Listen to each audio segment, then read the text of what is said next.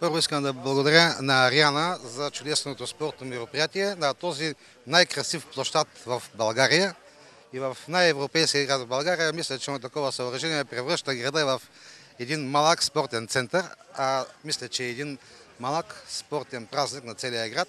Вярно, че във връзка с ремонта на този площад, мислехме от другата страна на площада да бъде ситуирано това чудесно съоръжение, но ремонтно-възстановителните работи не позволяват, така че ще бъдем изложени на слънцето, но когато човек има мерак за спорт, има мерак за футбол, а русенци имат този, смятам, че всичко ще бъде така, както сме си го намислили и затова се радвам, че продължаваме една вече създадена традиция с Ариана. Миналата година също правихме една подобна изява на стадион Локомотив.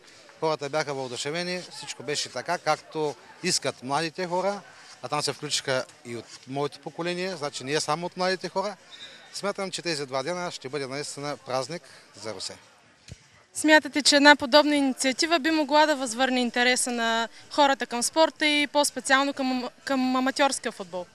Вижте, Русе винаги е имал едно увлечение към футбола, защото футбола, особено професионалния в Русе, наистина изчезна от картата на България, за голямо съжаление, но понякога така се случва, все пак трябва да имаме предвид и трудните времена, в които се намираме, и тази икономическа криза.